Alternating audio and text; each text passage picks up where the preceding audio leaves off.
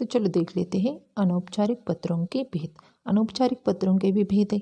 एक है निमंत्रण पत्र, दूसरा है संवेदना पत्र, निमंत्रण पत्र, संवेदना, तीसरा है बधाई पत्र, अगला है धन्यवाद पत्र, अगला है शुभकामना पत्र,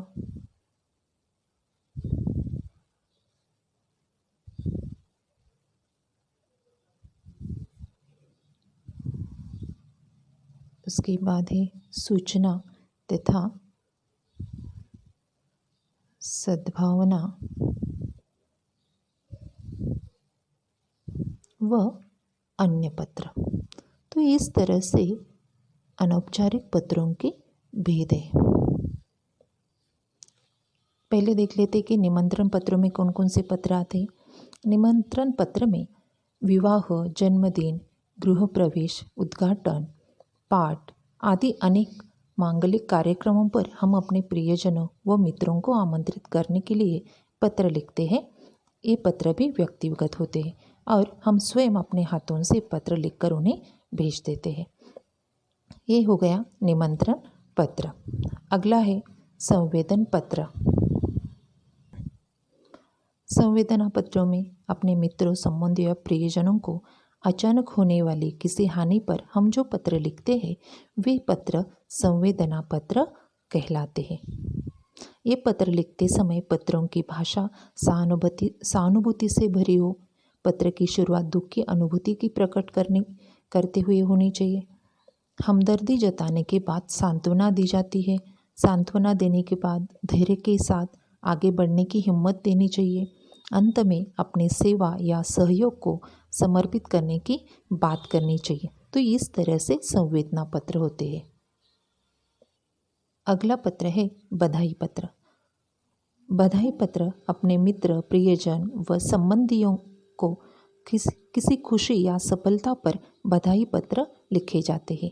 ये पत्र बधाई से शुरू होने चाहिए तथा शाबाशी या शुभकामना से समाप्त होने चाहिए। पूरे पत्र में खुशी व प्रशंसा का भाव हो। खुशी दिल से हो रही है इस बात का एहसास भी होना चाहिए। सफलता के महत्व को भी पत्र में शामिल किया जाना चाहिए। अगला पत्र है धन्यवाद पत्र। धन्यवाद पत्र किसी के द्वारा हमारे लिए किए गए किसी कार्य या दिए गए उपहार के लिए धन्यवाद पत्र लिखा जाता है। इस तरह के पत्रों में निम्नलिखित बातों का ध्यान होना बहुत ही आवश्यक है। पत्र की शुरुआत धन्यवाद से तथा अंत भी पुनः धन्यवाद से होनी चाहिए। पत्र की भाषा हृदयस्पर्शी होनी चाहिए।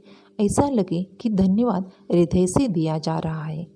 तीसरी बात है कि किए गए कार्य या दिए गए उपहार की प्रशंसा भी पत्र में शामिल होनी चाहिए। जब कोई व्यक्ति हृदय से हमारा सहयोग करता है, हमें उपहार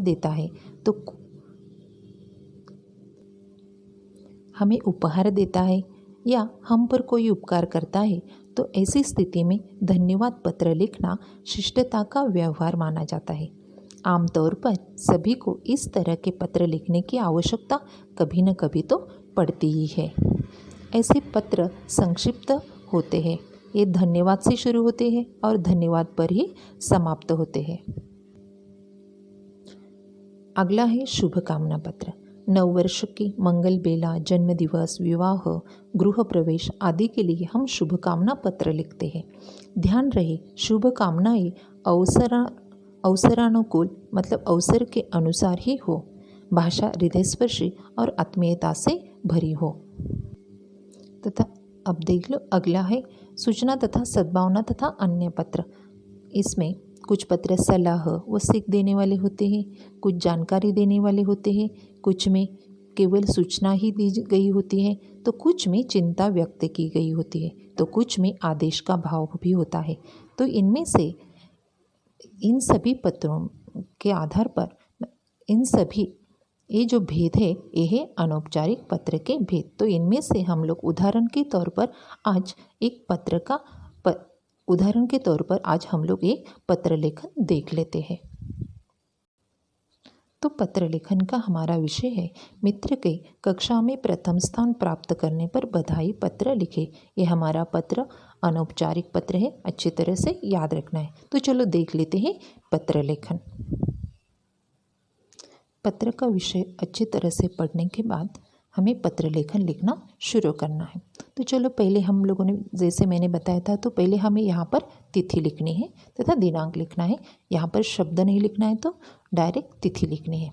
तो आज की जो तिथि है वो है 6 जुलाई 2020। जुलाई यहाँ पर मंथ का नाम लिखना है, वहाँ पर 6 इस तरह से नहीं लिखना है तथा नंबर नहीं लिखना है। और महीने का नाम लिखने के बाद यहाँ पर अल्प विराम देना बहुत ही आवश्यक है। यहाँ पर 2020 यहाँ पर लिखने के बाद यहाँ पर फुल स्टॉप नहीं आएगा, मतलब अंकों के बाद यहाँ पर फुल स्टॉप नहीं आता। उसके बाद हमें संबोधन और अभिवादन लिखना है। हमारा पत्र का विषय है मित्र के कक्षा में प्रथम स्थान प्राप्त करने पर बधाई पत्र देना है। तो हम लोग एक पत्र लिख रहे हैं अपने दोस्त को तथा मित्र को। तो तिथि लिखने के बाद यहाँ पर एक लाइन छोड़ देनी है।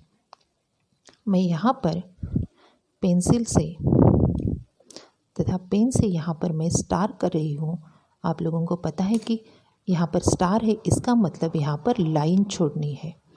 तो अच्छी तरह से यहाँ पर याद रखना है। उसके बाद एक लाइन छोड़ने के बाद वहाँ पर नीचे लिखना है प्रिय मित्र, अपने मित्र का नाम यहाँ पर लिखना है प्रिय मित्र राम। ये लिखने के बाद यहाँ पर अल्प विराम देना है। ये हो गया हमारा संबोधन। और मित्र के लिए अब नीचे हम लोग लिखेंगे अभिवादन। अभिवादन लिखने के लिए यहाँ से ही ये जो मार्जिन यहाँ पर मैंने ड्रॉ किया है, यहाँ से ही अभिवादन लिखना है। यहाँ से कोई भी जगह नहीं छोड़नी है। तो जिस तरह से मैंने तालिका में बताया, तो उस तरह से यहाँ पर लिखना है सप्रेम नमस्ते। नमस्ते के बाद यहाँ पर पूर्ण विराम देना है। अच्छी तरह से ध्यान से देख लीजिए। पहले यहाँ पर प्रिय मित्र राम, उसके बाद अल्प विराम दिया है। सप्रेम नमस्ते मतलब अभिवादन देने के बाद लिखने के बाद यहाँ पर पूर्ण विराम दिया है। उसके बाद वापस एक लाइन छोड़ देनी है। स्टार क्या है, मतलब लाइन छोड़नी है। पत्र लेखन की एक महत्वपूर्ण विशेष बात यह है कि जब हम लोग लाइन छोड़ते हैं, मतलब जब पैराग्राफ करना है तो यहाँ पर लाइन छोड़नी है। पैराग्राफ करना है मतलब यहाँ से कोई भी डिस्टेंस रखकर आगे नहीं लिखना है, तो सिर्फ लाइन छोड़कर वापस मार्जिन से ही लिखना शुरू करना है। मैंने आप लोगों की जानकारी के लिए यहाँ पर स्टार किया है। आप लोगों को क्लास वर्क नोटबुक में स्टार नहीं करना है, तो जिस जगह पर मैंने स्टार किया है वहाँ पर आप लोगों को लाइन छोड़नी है। आगे है कि पत्र का प्रारंभ। मैंने शुरू में ही आप लोगों को बताया था कि पत्र का प्रारंभ तथा पत्र का विषय में तीन हिस्से में हम लोग उसे बांट लेते हैं। एक होता है प्रारंभ, दूसरा होता है मध्य और तीसरा होता है अंत। तो पहला जो है प्रारंभ, तो प्रारंभ हम लोग कैसे लिखेंगे कि यहाँ पर एक तो लिखना है बहुत दिनों से उसका पत्र नहीं मिला, या तुम्हें आप लोग कल ही या कुछ दिनों पहले ही उसका पत्र आ गया। लेकिन दूसरी बात यह है कि आप लोग बधाई पत्र उसे लिख रहे हैं और बधाई में उसका प्रथम स्थान कक्षा में प्रथम स्थान आने पर उसे बधाई पत्र लिख रहे। तो ये बात आप लोगों को कैसे पता चल गई? तो आपको किसी ने बताया होगा या उसके पत्र के कारण आप लोगों को पता चल गया होगा। जिस बात से आपको पता चल गया है उस बात का उल्लेख यहाँ पर करना है। तो यहाँ पर हम लोग लिखेंगे कि कल ही तुम्हारा पत्र मिला,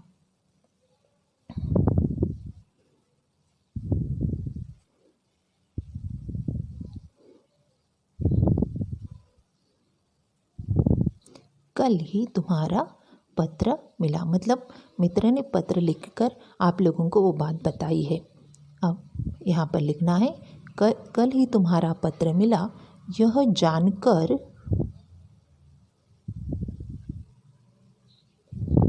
प्रसन्नता हुई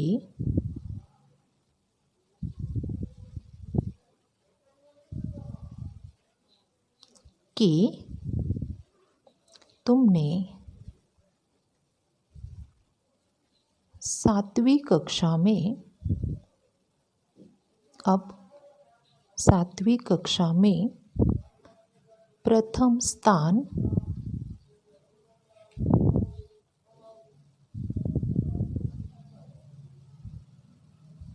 प्राप्त किया है।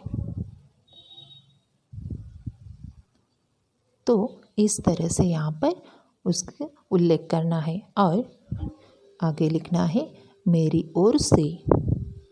ये हमारा बधाई पत्र है, तो यहाँ पर संक्षिप्त में वहाँ पर उसका उल्लेख करना चाहिए। मेरी ओर से तुम्हें हार्दिक बधाइयाँ।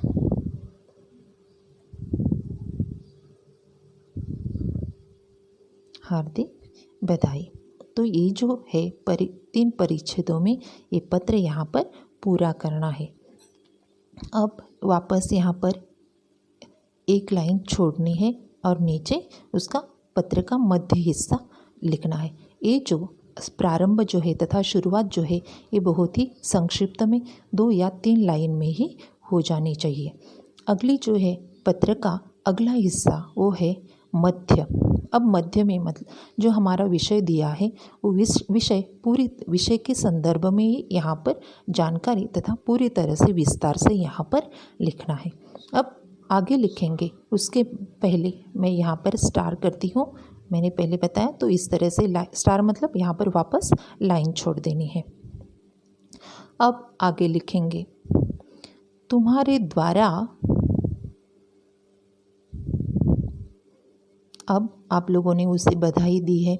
अब उसके परिश्रम तथा उसने जिस तरह से पढ़ाई की है, जिस तरह से मेहनत की है और उस कारण उसे सफलता मिली है, उसकी जानकारी तथा उसका उल्लेख यहाँ पर करना है। और वापस हृदय से उसे लगना चाहिए कि आप लोग अपने हृदय से उसे बधाई दे रहे, उस तरह से भाषा यहाँ पर होनी चाहिए।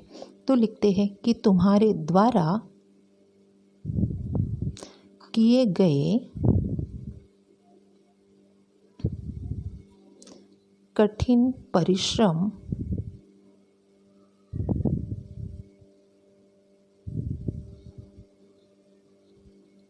और लगन पर सबको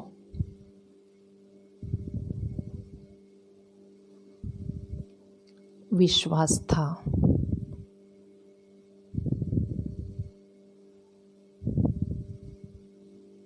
और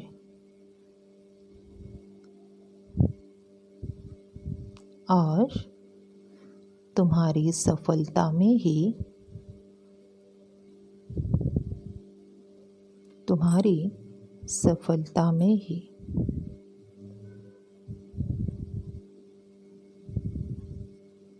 भी कोई संदेह नहीं था। तो इस तरह से वहाँ पर उल्लेख करना है। तुम्हें जीवन की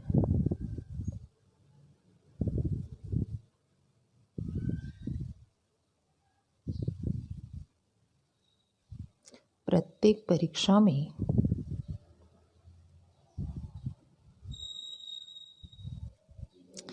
प्रथम स्थान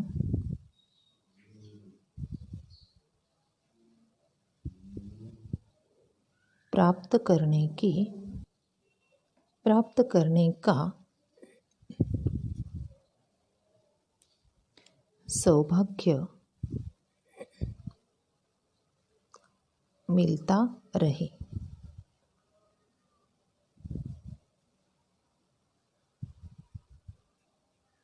तुम सदैव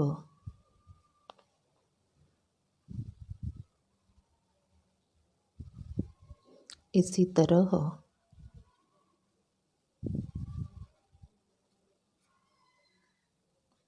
प्रगति के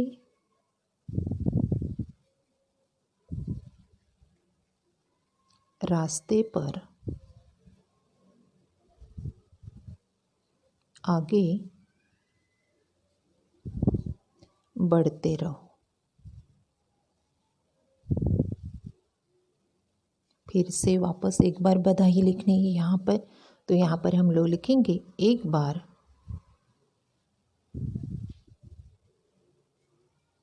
फिर हार्दिक बधाई स्वीकार करो। तो इस तरह से ये हो गया हम लोगों का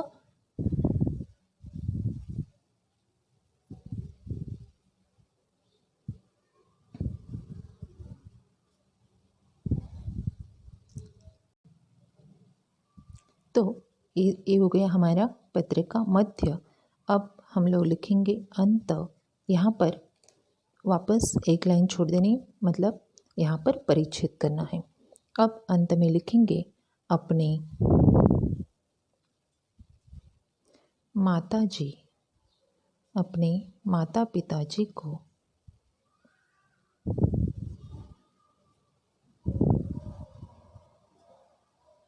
सादर प्रणाम, तथा आप लोग यहाँ पर लिख सकते हैं सादर प्रणाम तथा चरण स्पर्श। इस तरह से आप लोगों को पत्र लिखना है। ये हो गया हमारा आरंभ तथा प्रारंभ, मध्य और अंत। अब नीचे हम लोग लिखेंगे, हम जो पत्र लिख रहा है उसका नाम यहाँ पर आएगा और उसका परिचय यहाँ पर होगा। तो यहाँ पर हम लोग वापस आप लोगों को एक लाइन छोड़ देनी है और यहाँ पर आप लोग लिखेंगे तुम्हारा प्रिय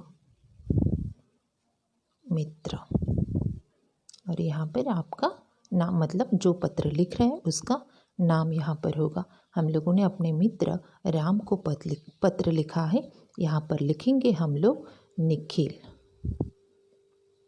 सॉरी यहाँ से लिखना है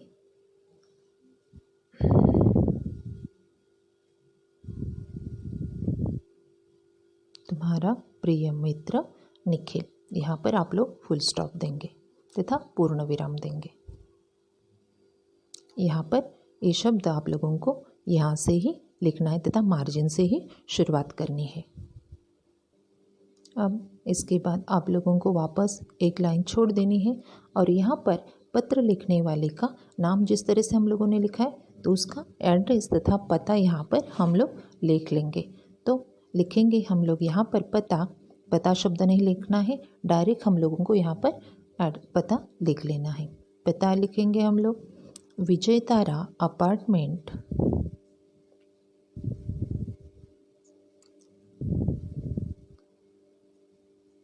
उसके बाद यहाँ पर अल्प विराम देना है रामनगर, अल्प विराम, और यहाँ पर हम लोग लिखेंगे शहर का नाम, वो लिखेंगे हम लोग यहाँ पर सातारा। यहाँ पर अगर आप लोगों को पिन कोड लिखना है तो उसके आगे डैश करके पिन कोड लिखेंगे और पिन कोड के बाद कोई भी फुल स्टॉप नहीं होगा। और पिन कोड नहीं लिखना है तो डायरेक्ट यहाँ पर आप लोग पूर्ण विराम दे सकते हैं। अब अंत में बहुत ही महत्वपूर्ण बात यह है कि अंत में हमें यहाँ पर ईमेल आईडी लिखना बहुत ही आवश्यक है।